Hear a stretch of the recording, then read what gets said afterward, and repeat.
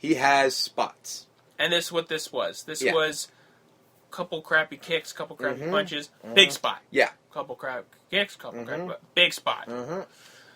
The biggest spot. Oh, Jesus Christ. So, he gets bolt cutters, opens up a cage, a panel. Well, he attempts to open up a panel. The Undertaker plows him through it. So we get to the outside of the cage.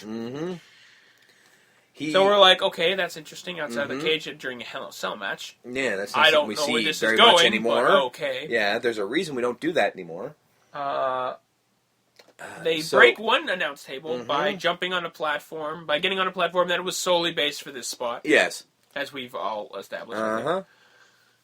Because we looked at this thing and was like, you asked, like, is that platform that literally platform there has to be there for that spot. Because there's no, spot? because I was looking around going, okay, is there a reason for that platform? Is there? And I'm looking around going, is there something? No, it was there for that spot. So, Undertaker attempts to tombstone him on it. Shane gets out of it, puts him in a chokehold. Yeah.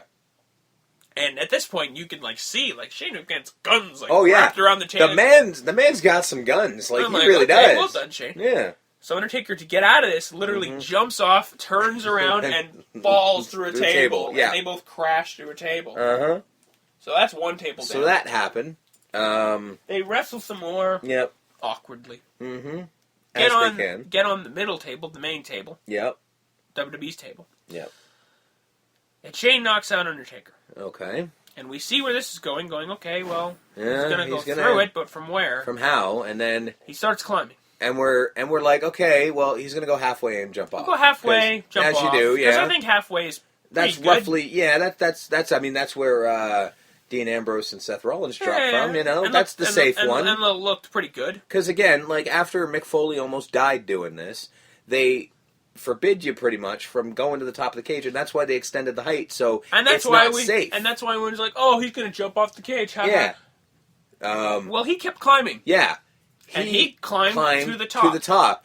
And by this point, apparently we were the only ones who were concerned with his safety, because all of our group of people are like, no, don't do this, you stupid bastard. Yeah. But everybody else was cheering for him and saying, yeah, go do it. And I'm saying, no. Yeah, he stands up, looks down. Yeah. And even the commentator's like, no, Shane, don't do this. Get down from there. And then he does the sign of the cross, and the whole crowd, as soon as he did the sign of the cross, that's the international Shane sign of, I'm going to do something nuts. Yeah. And then he just jumped. He just jumped. He literally just, he just fell. He walked off it. He walked off the cage. Do you really need that extra height of jumping off? No, he just walked off. And then he fell. Yeah. And then the Undertaker moved. Because seriously. And then he crashed. Now, granted, there was padding. Good. That doesn't matter, because that's still 20 plus feet in the air. Yeah. And the thing he landed on was not padding. No, it was wood with padding underneath it. Yeah. That doesn't make it okay. It just probably stopped him from dying. I showed my wife this spot today, and even she said, he's a stupid idiot. Yeah, because also, and you got to put it into perspective again, he's 47. Not a wrestler. Not a wrestler. Has 3 children who accompanied him to the ring. Who witnessed this live. His wife was there. Yeah. His mother, Linda, was there. Yeah. And he is the son of the owner of the company. There is absolutely no reason whatsoever to do this spot. There was no reason to do this Torito, spot. knock it off. El Torito's getting in the way. There was no reason for him to do spots like this when he was in his 20s. No. There was definitely no reason now that he's almost 50 that he needs to do this. You don't do that. You just don't. And so obviously after this spot happens, Taker climbs in or grabs him or what's left of him. Yes. Brings him into the ring, and I liked how Shane was on his knees out cold and he still gave him the come on. Got. He's still half dead, and I don't believe there was any selling there. Yeah. Tombstone, Taker wins. Yep. Now, unfortunately, people, even us, were like, so it was a 6-week build to this? So Shane doesn't get Raw. No. Okay. All right. I mean, granted, again, WrestleMania and Raw are now intertwined, yes. to where we need to see what happens on Raw. Maybe we thought maybe Vince will come out and go, you know what, Shane, you're a crazy bastard. Yeah. And so here's Raw. Yeah, and especially with what happened in the main event, there is a storyline that could make sense for that to happen. Yeah. So it could work. So before we got to the main event, yes, Baron Corbin won the Battle Royal. Yeah, so that happened. He was one of the guys in the ring. Like, he was literally one of the guys who was just coming down, and they pointed him out. They went, and there's Baron Corbin from NXT. They're like, that's cool, he's in the match. Yeah. Then we got entrances. We got Big Show, we got Kane, we got DDP. Yeah. We got Shaq. Yes. Shaquille O'Neal. We said that. Shaquille O'Neal was in this match, and he's bigger than Big Show. Yeah, we knew that before, though. I didn't know that. They went face to face on a Did Raw they? I don't remember years ago. Yeah. Back when they were, I think they were back when Raw had hosts. Shaq was a host. No, that was one of the times I was taking a break. Yeah, Shaq was a host, and he went face to face with Big Show, and I'm like, he's bigger than Big Show. Yeah. But that was cool to see Shaq. Yeah. I liked how when everyone got in the ring, Shaq moved to the left, and I went, "Is that Tatanka?" Yeah. Tatanka didn't even get an entrance. He was just in the ring. He was just there, yeah. You can't just put Tatanka in the ring. Yeah, you would think somebody would have mentioned it, you know what I mean? Been like, oh, look, there's halfway Tatanka. through the match, the announcer's like, is that Tatanka? Nobody knew Tatanka was there. Fucking Tatanka. Yeah. Buffalo. Yeah. Fucking... He didn't have the fucking feathers on his head. No. That's what screwed everyone up. That's why nobody noticed him. But this is what I want. Mm-hmm. This is what I want. I want legends. I want celebrities. I want jobbers. A couple giants. And the guy that's going to win. And the guy that's going to win. Yeah. So this is what I want out of the Battle Royal every year. Like, let's make it a spectacle. Yeah. You know what I mean? Like, let's do that. Who's showing up? You never know who's showing up to the Andre exactly. Memorial Battle Royal. Let's make it. Let's start placing bets in Vegas of who's going to show up in the Andre the Giant Memorial Battle Royal. Baron Corbin won. He did. Which is, I think, well, not only the celebrity aspect, or the legends aspect, why this match was moved to the main card. Yeah, it was. It was also moved to the main card for a cool down, but also to get Baron Corbin. To get Baron Corbin. Now Baron Corbin's going to be on Raw tonight, and he's going to be like, "I'm the winner of the Memorial Battle Royal." Now, where that goes, I don't know. It didn't go anywhere for Cesaro. No. Big Show won because they needed to give Big Show something. Yeah. So we'll see where this goes, but it's a cool way to put a guy. It's something. From it NXT counts. to the roster. Yeah, it's definitely a good way to go. So now we get this long Rock segment. Yeah. And we were wondering, we're like, it's like 15 minutes before 11. So is this show going over? And it went over. Oh, it went over all right. So The Rock comes out with the Dallas Cowboy cheerleaders. He has his name, and he shot his name with a flamethrower, and his name was on fire because The Rock's on fire. Get it? I'm cool with it. Yeah, whatever. Yeah. It's The Rock. It's fine. We after the show was over, we all discussed how that pitch went, and the Rock in Vince's office going, "This is what the Rock's going to do," because you know for a fact when the Rock is pitching something, he speaks about himself in the third person. So the Rock said the Rock wants to have his name right there, and the Rock wants to have a flamethrower, and the Rock wants to he wants to light his name on fire, and then Vince just turns to him and says, "God damn, I love it. How about Dallas Cowboys cheerleaders?" That was probably Jerry Jones' idea. That's probably true. You can have it in the building, but you got to involve the girls. Yeah.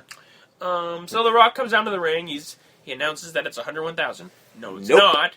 But that's cool. They kayfabe it all the time. And we're like, is that it? Like, his music hits? I'm like, is that it? Are we done here? Like, he literally, because he was promising, like, something crazy was going to happen. And, like, all he did was come out with some hot chicks and set his name on fire and say a fake number. Yeah. I mean, whatever. Cool, The Rock. Hey, we like The Rock because we'll watch The Rock do pretty much anything. I mean, it was kind of annoying that basically all he said was, finally The Rock has come back to Dallas. Finally The Rock has come back to WrestleMania. We broke a record. Cool. That was all he said. I'm then, okay. The lights went out. It went all Wyatt-y for a minute there. And then the Wyatts come out. And we get a back and forth between Bray and his family and The Rock. And I like how he did Mr. Rock every time he said his name. Mr. Rock. Mr. Rock. He got a fucking WrestleMania He did. He had WrestleMania gimmick too. Yeah. And The Rock was making fun of him and making fun of everyone like that. Looked at everyone like, your parents are definitely related. going back and forth. It was kind of funny. I never really wanted to be like, you're gonna like take the balls away from him, but then The Rock did like come back and go. All joking aside, you are a serious guy. I get that. He put Bray Wyatt over like a motherfucker. He was putting he's just like, you have it all. You have charisma. You have a beard. You have the tats. You have it all. You know, The Rock was putting Bray Wyatt put him over. Yeah. And then he's like, The Rock didn't come here for a fight, a WrestleMania fight. The Rock came here for a WrestleMania match. He whips off his pants and he's in wrestling gear. Yeah, and the crowd loses their shit. And we're like, what? Yeah. He's not supposed to wrestle. He's filming Baywatch right now. He's gonna what? Yeah. Now, the match was anything. He beat Eric Rowan in 6 seconds. Yeah.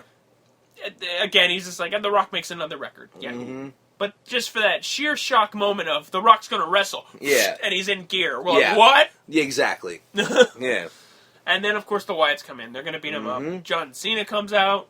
Yep. The Rock and John Cena trade moves with each other. They trade moves, and they have some like weird closure from WrestleMania 28. Apparently, they're cool with each other now, even though they hated each other at the end of 29. But so we get that closure for some reason. And I liked how John Cena was about to do the 5-knuckle shuffle. He looks at the crowd. The crowd's booing him. He's like, "I missed you guys." Did his move. Him and The Rock go, and they at the stage. They put each other's hands up, and that's the segment. So that's what the Wyatts were going to do, because we're running. Yeah, it's like, where the fuck are the Wyatts? They weren't even at the Battle Royal. No, like, where are the Wyatts, damn it? And you know what? That's a pretty cool spot. That is a very good spot. To be in there with John Cena and The Rock, two of the biggest names in wrestling history. That kind of matters. You know, just saying. And Bray Wyatt got to cut a promo on The Rock. Yeah. And it was good. It was so good. So, all right, I'll take it. So, we are now, at this point, the crowd at this point is about 6 hours in. Yeah. They've been there since 5. We've been in the theater since 7. It's now 11, so that's 4 hours in. Yep. So we're tired. Everyone's a little tired. bit. Yeah, we're done. And unfortunately, the thing that no one wanted to happen happened. Yep. Triple H and Roman Reigns went on last. The main event.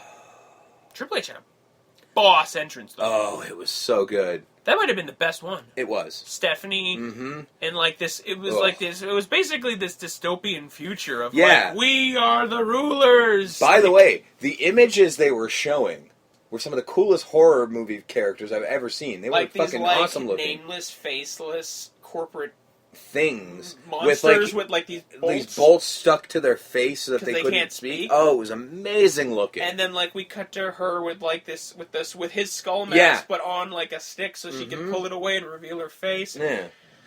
And Stephanie's a mother of 4. You wouldn't know by looking at her. She was a good deal here. Yeah. Like the way she was like cutting her promo, I'm like, this is exciting. Yeah. I'm not gonna lie. I don't want. I know this is not that kind of show, but no, but I'm like, listen, like, hey, I mean, you did ask. Is anyone else, happy right in a certain state of stuff? Happy? Yeah, yeah. So she got this boss promo of like this is what the WWE would look like in this dystopian future of like, yeah, we rule the world, we rule the WWE, we are the best. And then fucking they have like these nameless, faceless skull guys holding the world title, and then Triple H comes in and he's all fucking... And he's fucking jacked up as shit. All muscle. Doesn't have any neck. Yeah. And then they walk to the ring and it's awesome. Roman Reigns comes out. And I know they thought it was good. And as soon as we hear... Dun-dun, it's just... We hear 90,000 people... Fuck your shit! And they tried to make his entrance... It wasn't even a WrestleMania entrance. I mean, he just kind of came out. Well, he came out and he did that punching the ground spot, which I guess was the point. He was supposed to be Superman. Yeah, and it set off some fireworks. Yeah, so he basically, what happened is, because the star in the Dallas on the stage was also a screen. Yeah, so what he did is he walked out, jerked off his arm like he does, and then punched the ground, and then it showed like a ripple effect, which was slightly late, which I'm like, really, guys? You couldn't have done better than this? And it sort of set off fireworks everywhere. Yeah, so whatever. But it didn't work. So he got to the ring. Yeah. And unfortunately for him, every time during this match, which was almost a half an hour, by the way, every time he got offense. Yeah. Or even was, like, defensively blocking. Yeah. Boo! Yeah. It's like a rival athlete coming to your building, and the minute he touches the ball or the Yeah, puck or the yeah. whatever, you boo him immediately. It was very much, yeah. Every it was very time much he that. was getting offense on Triple H, punches, kicks, body Anything. slams, anything. Yeah. Boo! It was just, it was, oh.